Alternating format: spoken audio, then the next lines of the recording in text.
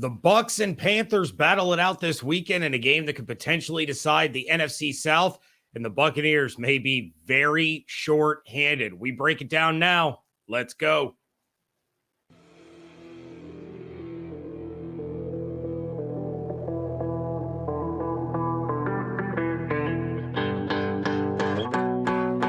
You are Locked On Buccaneers, your daily Tampa Bay Buccaneers podcast. Part of the Locked On Podcast Network, your team every day.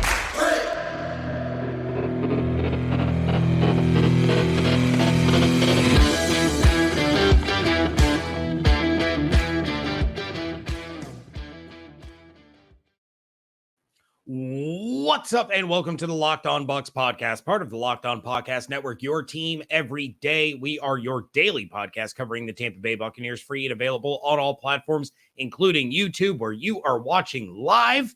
And we thank you for making us first listen or view of the day. I am James Yarcho, deputy editor of SB Nation's BucsNation.com, joined by my lucky co-host, Mr. David Harrison. You can find him over at Sports Illustrated's BucsGameDay.com. And of course, follow everything on Twitter at Locked On Bucs, at JYarcho_Bucs, and at DHarrison82. Lucky, but not efficient this week. I don't know if efficient is the right word. I'm pretty sure we played the Locked On Bucs intro music on this one. Pretty confident in that one. Thank you again, Bucs fans, for making us your first listener, first view of the day. In this case, if you're joining us live, probably your last view or your last listen of the week before you hit the weekend. Again, we like to bring you this episode late Friday and into the late afternoon, early evening on Fridays, because we get the final injury reports. We can give you the best look we can at this weekend's action. And of course, speaking of action, today's episode brought to you by BetOnline, who has you covered all season and all off season with more props, odds, and lines than ever before. BetOnline, where the game starts. And for Carlton Davis and Carl Nassib and about a handful, half a squad's worth of other Buccaneers, the game may not start at all this week, because at least Nassib and Davis are both doubtful for Bucs and Panthers this weekend, which means Tampa Bay may be or will be without their top corner in a game that literally could decide the division. No big deal. No big deal. Yeah. In addition to that, Antoine Winfield Jr., the best free safety in the National Football League, Jamel Dean, one of the top young corners in the National Football League, are questionable and considered game time decisions, which means the Bucs could get really thin in a heartbeat. Like, talk about New Year's resolutions and trying to shed some weight. The Buccaneers are about to shed weight faster than anybody in the history of shedding weight, and that's not a good thing in the secondary. No, and we talked earlier this week about how great Sean Murphy Bunting has been over the course of the last couple of weeks. But the dude can't do it all by himself. If he doesn't have Carlton Davis out there, if he doesn't have Jamel Dean out there, if he doesn't have the support of Antoine Winfield Jr. back behind him, things can get real ugly real quick. I mean, you and I are both big fans of Zion McCollum, and I think the future is very bright for him, but he's still learning, he's still developing, and you trot him out there, you trot out D. Delaney. I realize that the Panthers quarterback is Sam Darnold, but that's not a strong secondary to be trying to defend a passing game, especially when a lot of the Bucs' focus is probably going to be on trying to stop the run. So, yeah, I mean, if Jamel Dean plays, the Bucs are going to be all right. But if they're without Dean and Davis, it's going to be a long day. It's going to be a real long day, David.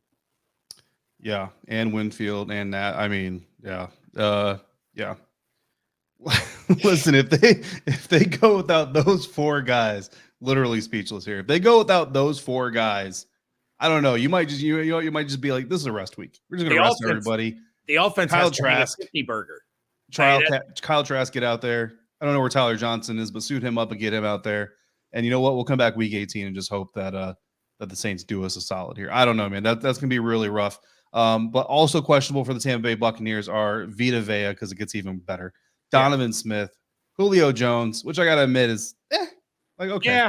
You know what I mean? But Mike Edwards, Donovan Smith, Vite Vea are huge. I asked a question in the live chat. By all means, if you're watching after the live is over, we appreciate you as much. Drop your answer as well in the comment section. But I asked, scale of 1 to 10, how confident are you the Buccaneers are going to win the division this weekend, which means they beat the Carolina Panthers. Alex and Gary coming through with a 7. Love you. Wish I had your level of confidence right now. Need some of that over here. So thanks for bringing that in. Giovanni dropping a 10. Eddie's got a 1. I'm not that low, but yeah, we'll get into our predictions later. But keep dropping your your predictions in there. Gary, listen, we did not make the secondary questionable. Gary Bateman says, thanks a lot. Now I have to worry about the secondary. We did not do this, Gary. We are just reporters. We are just sharing information. We are here together. We did not do this to you. We are in it together. Hold our digital hands. We will get through this. James Yarcho, what do you think? Yeah.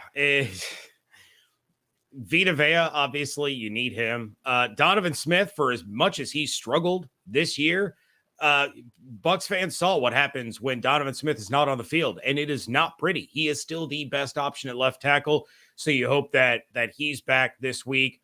You hope Tristan's not hobbling around, but it seems like he's ready to go. But man, the secondary being this beat up is very, very concerning. But let's go ahead and let's flip the script real quick. Let's talk about the Panthers, because they are also without their best corner, J.C. Horn, who had surgery on his wrist earlier this week.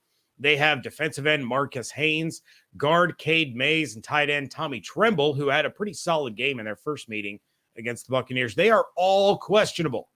However, Tremble was a full participant on Friday, so it looks like he's pretty much trending towards playing on Sunday. So maybe hanging a 50 burger isn't out of the question. For as bad as the Bucs offense has been this year, neither team has a secondary the way things are looking right now, and we could be looking at like a 50-46 game kind of situation here.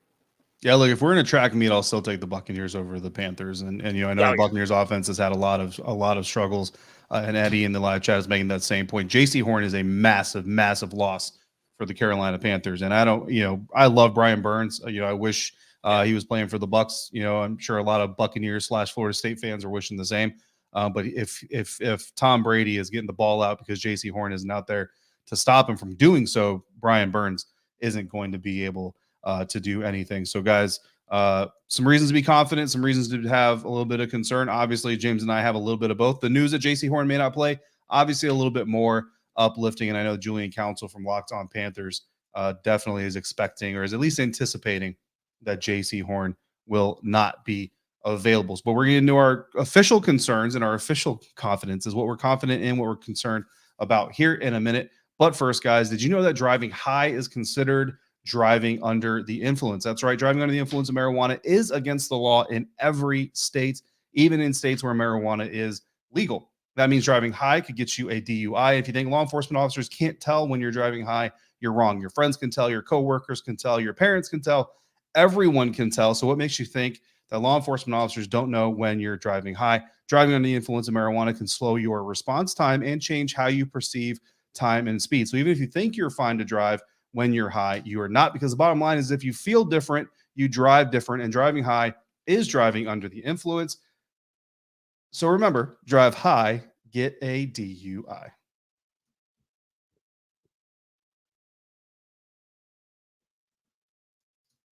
Thanks again, as always, for making the Locked On Bucs podcast your first listener, your first view every single day, especially on these live episodes. We appreciate all of you coming through and joining in on the conversation. Even if you're telling us we're wrong and that you don't like us, just do it respectfully and we'll be okay. Make sure you also check out Locked On Sports Today. Feel free to tell Peter you don't like him if you do that. The biggest stories around the sports world in 20 minutes or less, plus instant reactions, game recaps, and Locked On's take of the day. Locked On Sports Today, available on YouTube and wherever you get your podcast. Peter Bukowski, we love him, host of Locked On Sports Today, also host of Locked On Packers. He really likes, guys, when people go into his show comments and ask him how many Super Bowls the Green Bay Packers have won in 30 plus years of Hall of Fame quarterback play compared to Tom Brady. So make sure you go into his comments and ask him those questions. He loves them. Yeah, Peter Bukowski, huge Tom Brady fan. Huge Brady fan. I'm confident that he will not appreciate any Bucs fans going in there doing that, but I would love it. I would absolutely love to get a DM from Peter Bukowski telling me that Bucs fans are giving him a hard time in his own comments. Please do that. No regrets. What are you? No regrets. What are you confident in this weekend? I'll tell you what I'm confident in, and it may not be what people in the chat want to hear regarding Buccaneers wide receivers, but I am confident in Chris Godwin. Now, David, you had one of the most ridiculous number dumps I have ever heard in my entire life on the Crossover Thursday episode. While I cannot match how ridiculous that flood of information was, I have a little Chris Godwin number dump of my own. So over the course of the last 5 games, this has been Chris Godwin's production. 13 targets, 12 receptions, 110 yards. 13 targets, 8 receptions, 63 yards. 9 targets, 5 receptions, 54 yards. 8 targets, 8 receptions, 83 yards. 10 targets, 8 receptions, 63 yards. So that is a total, for those of you keeping track at home, of 53 targets, 41 receptions, 373 yards. He's got a couple of touchdowns sprinkled in there. He has 12 straight games with 5 or more receptions, which is the longest active streak in the National Football League. It is the second longest streak in Buccaneers franchise history. This is a Carolina secondary that is without J.C. Horn. And Chris Godwin is going to continue to be the guy who gets the quick wide receiver screens. He gets the short routes, but he is going to move the chains. He is going to help this Buccaneers offense get first downs, sustain drives, and put themselves in an opportunity or in a situation where they will be able to put points on the board, unlike what happened the first time around. You brought it up. I mean, Mike Evans, 96 yards receiving. Tom Brady, 290 yards passing, no turnovers. You would have thought the Bucs won that game. No, they put up a measly field goal. Chris Godwin is going to be the key to keeping the offense moving against a not at all intimidating Carolina secondary. Yeah, absolutely. And Gary, yes, Chris Godwin did play against Carolina Panthers, 43 yards on 7 receptions. Again, that's what's so frustrating about that loss. It's not that the Buccaneers weren't moving the ball. You know what I mean? Their third down conversion rate wasn't the greatest, but they were getting yards. They were gathering offense. They were moving the ball. They just weren't moving it close enough. And doing. I mean, I think it was 4 fourth down attempts. I mean, it was just one of those games where the production was there. As far as yardage is concerned, it just didn't result in points, and that for some reasons that's actually a sign of confidence, right? It should be a sign of confidence. For others, it's actually a sign of concern. I am loving the not want to say the new Chris Godwin, but I understand, Tyler, the 43 yards isn't like amazing. I get that, but I'm just saying there's an example the Buccaneers were moving the ball. They were getting some yards. They just weren't getting points. What I'm confident in is that the mojo in this game is higher than any other game this season. And the reason for it is not only is there a playoff spot in line, a division title possibly getting clinched, but Bruce Arians is getting put into the Ring of Honor. And that is huge for this team. That's huge for the current guys on the field. And I know that not all of them were here for the Super Bowl, but the majority of this roster, as you guys all know, were here for the Super Bowl team. So seeing Bruce Arians, or they won't see it, they'll be in the locker room, but knowing that Bruce Arians is going to the Ring of Honor, what he means to that team, what he meant to that organization, and to a lot of these players, the first one that comes to mind, honestly, is Shaq Barrett, who I know isn't playing, but, kind of a guy that nobody really gave a huge shot to, just gave him the opportunity to come in. Todd Bowles gave him the opportunity. He made the best of it, and now he's a Super Bowl champion because of it. But contributed to the Super Bowl championship this time. Ryan Jensen returning to practice.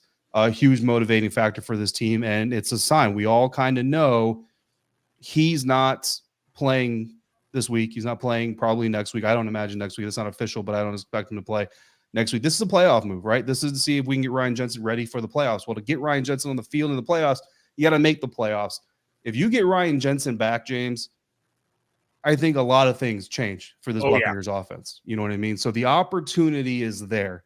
Just get through this game, gut it out however you need to. Whoever's on the field, gut out this win, get this division title, rest everybody next week, and get ready for the wild card round. Bring back Big Red. You know what? Maybe you got to gut out the wild card round, bring it back in the divisional round. You know what I mean? I don't know. But that mojo, this is a must win for the Buccaneers. You can't have Bruce Arians go in the Ring of Honor. You can't have Ryan Jensen return to practice and lay an egg. You just can't do it.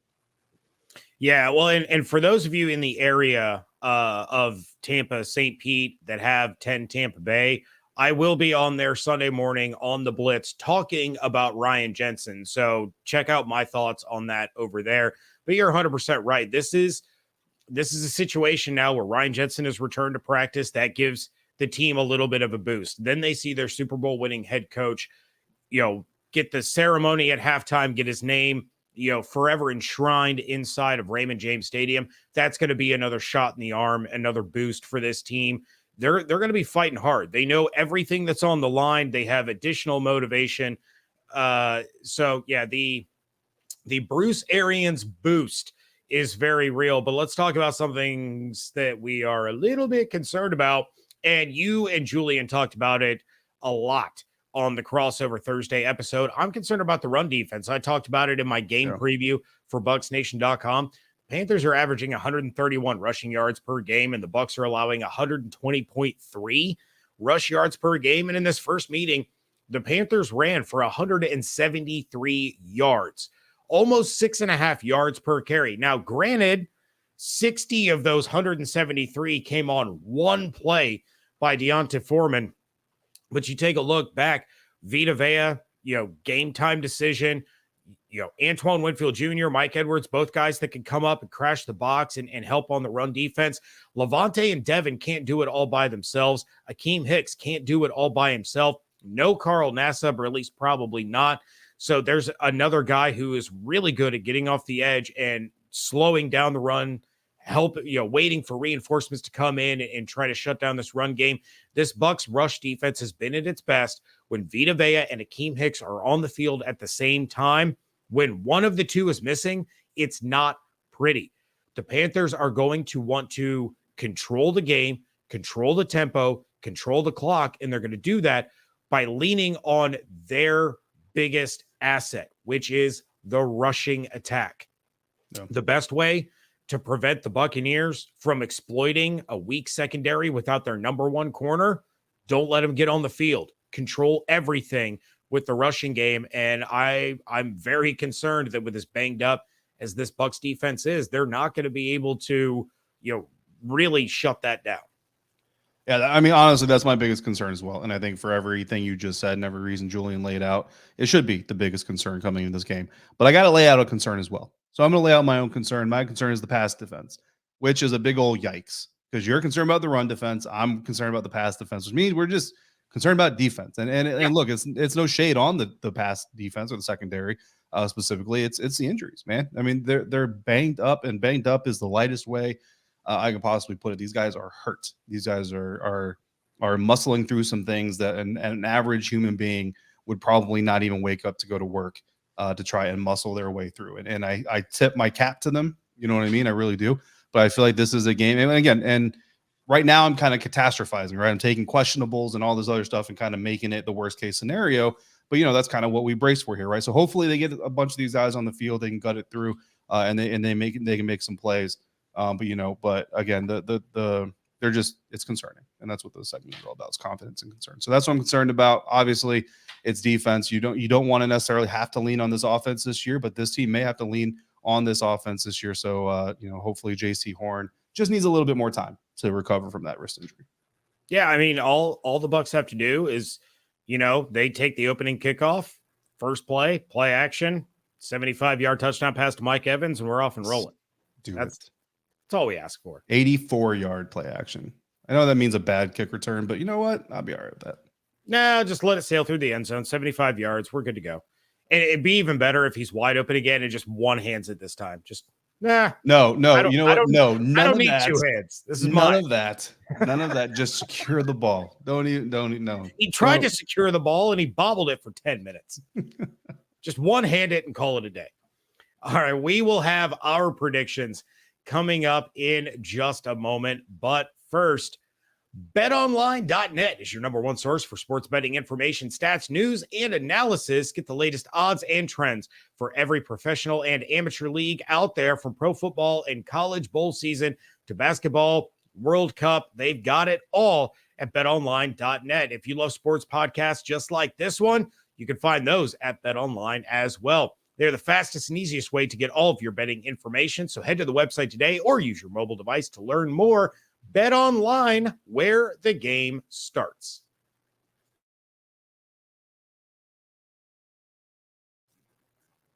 Wrapping things up here on a preview edition of the Locked On Bucs podcast, and it's time for predictions. We're going to drop our bold predictions. We're going to drop our score predictions in the chat.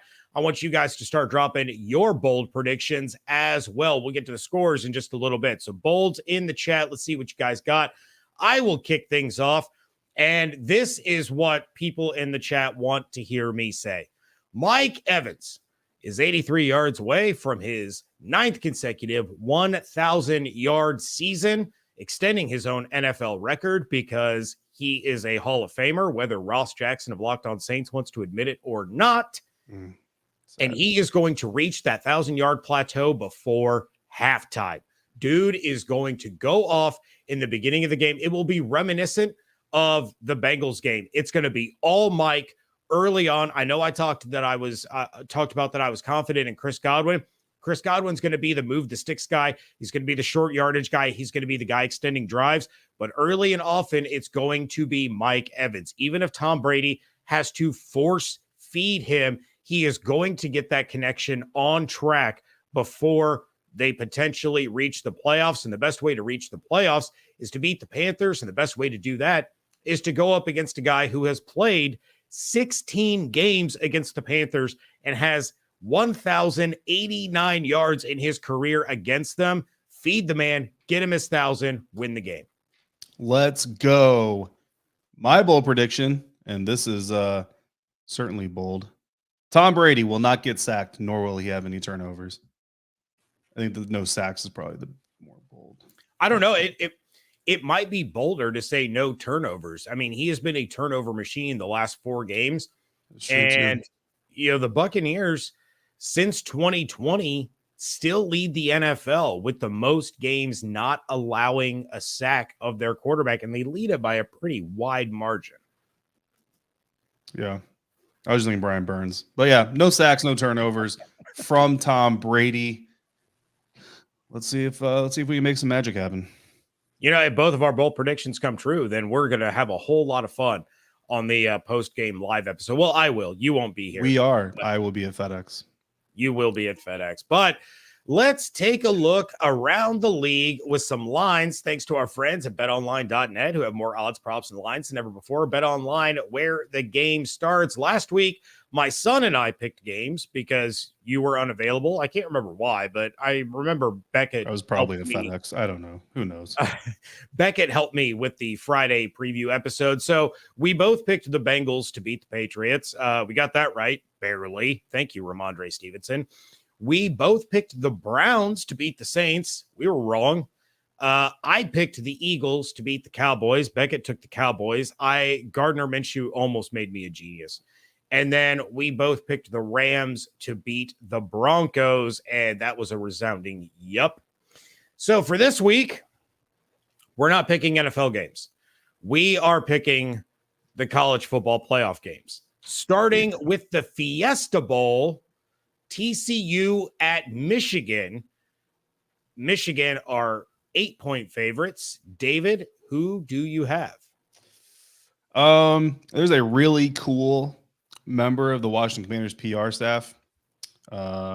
She's a TCU grad, so I'm going Horned Frogs, and that is my reasoning. Horned Frogs by 9. There's a really cool guy who was a Michigan quarterback that is going to be playing for the Buccaneers this weekend, and that's why Michigan is going to win. Don't you use Tom Brady against me? I'll take Michigan by 4. I think it's going to be covers. TCU covers. I think it's going to be a situation where TCU has to score a touchdown. They can't tie it or win it with a field goal, and time's going to run out on them. But let's talk about the Peach Bowl. The Ohio State Buckeyes taking on the Georgia Bulldogs. Yeah. And David, I have a fun fact. I already see your smirk. Yeah. Go ahead. No. You're a dog guy. I know that. Our listeners know that. Do you know what the purpose of bulldogs were when they were being bred? The reasoning for the smushed face, the underbite, all of that. Do you know what the purpose of bulldogs was way back in the day? I do not. They were bred to fight bears. That is a real thing. So the underbite, the smushed face, so they could get a lock on the bear and still be able to breathe. Wild. Well, Buckeyes are a poisonous nut or a delicious chocolate peanut butter treat that bulldogs would probably enjoy, actually. Bulldogs would probably enjoy eating Buckeyes, which is exactly what they're going to do on Saturday night. Georgia by like 15. I don't even know. Like, how is Georgia favored by less than Michigan? I mean, that's obviously a dig at TCU, but first of all, it's Georgia. Second of all, it's Georgia. Third of all, it's the Peach Bowl. There is no way the number one team in the country, being the Georgia Bulldogs, loses the Peach Bowl. And David Stack says they're thinking Pit Bulls, not Bulldogs. I don't think we had time to Google research that, so I'm just going to go with David because that's a better name. What's up, Adam, out of England? I will also take the Georgia Bulldogs. Yeah, I'm fairly confident in my assessment here. Yeah, unfortunately. We'll have to discuss afterwards, David and David. So yeah, I will take Georgia minus the points as well. It's going to be a really fun game for me to watch. David, the Tampa Bay Buccaneers are 4-point favorites at home against the Carolina Panthers. For those that did not listen to the Crossover Thursday episode, they should go back and do that. But what was your score prediction on that one? At the time, the Buccaneers were 3-point favorites. I'm going to let the Panthers have the 21 points that they put up on the Bucs last time, but I'm also going to give the Buccaneers the 3 points that they had last time, and they're going to put up 21 on top of that, 24-21. It's Tampa Bay, which actually means now they don't cover because now they're favored by 4. But yesterday they would have covered. So, for the record. Well, the Buccaneers. Well, they would have pushed. They wouldn't have covered. They would have pushed. The Buccaneers have not covered in it's either 8 of their last 9 or 9 of their last 10. I can't remember now. Also, it's a lot of their last lot. 9 consecutive games for the Buccaneers to hit the under. The over-under on this one is 40.5. I have them hitting the over on this one, but I do not have them covering the spread. I'm with all those people at the beginning of the podcast in the chat that had the confidence level of 7. Even with the banged up secondary, even with Vite Vea in question, even with it all, when a team's backed up against the wall, there's no quarterback in the NFL that I trust more than Tom Brady to figure out a way to get it done. Somehow, some way, he'll get it done. The Bucs are going to win this one 23-21. Listen, if the Bucs are trailing at halftime, I expect Bruce Arians in his Ring of Honor speech to make adjustments. Just right in the middle of the speech. Just in the middle of the speech. Listen, guys, listen. This is what you're going to do. Byron, stop with. I'm not even going to go there. Real quick. Bruce, let's do a prop bet. Everybody in the chat, you can play along. Bruce Arians' Ring of Honor speech. Over under 2.5 F-bombs. I think he'll go under. He knows the moment. Like he's the perfect. Over under 1.5. I'll even. I think it's 1. I think it's 1. So under. It's 1. I think at the most you get 1. All right, I'll take the over. I think it's 2. So here's my question: red hat, black hat, white hat. Black hat, red sports coat. Ooh, look at you getting all fancy. Well, don't they give him a coat anyway? Black hat is what you're going with. I'm going red. I'm going red hat. The jacket they give him is indeed red, but you're saying he'll be wearing a red coat already. Yes, that's kind of how I envision that. I'm going with red cap. All right, fair enough. With that, we are going to get out of here on Locked On Bucs. This is what you come for, and also the block eye. Listen, James, you need to tell. I'm sorry, guys. Okay. You need to tell everybody the story behind the block eye behind you because it's a great story, and all of our listeners should hear it. You're legit going to try to make me cry on this podcast. I'm really hoping you don't, but it's a great story, and we have shared a lot of ourselves over the years, and our listeners, some of them have shared a lot of us, and we greatly appreciate them being a part. Are allowing us into their homes, cars, workspaces, wherever they're at. You know what I mean? So I want them to know the meaning behind that block eye. And I'm recognizing that me saying all this is only going to contribute to you potentially crying, but it's worth it. It's important. Yeah. And shout out David Stacks in the chat. I didn't get rid of your picture. I just moved it. Unfortunately, the glare from the light bounced off the eye when I put it over there. Okay. So Christmas, my parents gave me this as a gift, and this was the letter that was presented to my grandfather when he became an I-man at the University of Illinois and joined their track team. He had held the school record at Nebraska in the mile as a freshman, transferred to Illinois, set the school record in the mile there as well. So when he became an I-man, this was the letter that he was given. He got another one when he graduated, which was placed. He was given the choice to have it put on a Letterman sweater or on a blanket. So he chose the blanket. My dad has that blanket framed in his basement. And for Christmas, they presented me with the first letter that he got. And it's by far my most prized possession now. I opened the box and looked at it and just started crying. Looked at my dad. He started crying. All of my children were very confused, and they didn't understand what was happening or what this was or the meaning behind it. So yes, it now has a very prominent place on my shoulder. You guys wonder why I'm an Illinois fan, why I give David and Evan so much grief for being Ohio State fans. This is why. It's my granddad, Wayne Yarcho. Yeah, buddy. Yeah, it was. This is why I don't mess with you about Illinois. Every once in a while I do, but not really, because it's more important. So yeah, it meant the world to me to get this, and I'm very proud to display it prominently over my shoulder as we continue to do this show. And David, thank you for giving me the floor to tell that story. Yeah, absolutely. And when the emotions kind of subsided, my dad just said, make sure you put it where Evan can see it. Because of the back and forth with the Ohio State stuff with Evan all the time. So, yeah. All right. Now with that, I can't believe I managed to get through that as composed as I did. We are going to get out of here. Thank you again for making the Locked On Bucs podcast your first listen or view of the day. Of course, for your second listen, you can check out the biggest headlines in all sports with Locked On Sports Today. Go beyond the scoreboard and behind the scenes with local experts and insights that only Locked On can provide. Locked On Sports Today, available on this app, YouTube, wherever you get your podcasts. I will be back for a live episode after the Buccaneers beat the Panthers on Sunday. And of course, you can check out everything that David is doing over at BucsGameDay.com. Check out what I'm doing over at BucsNation.com.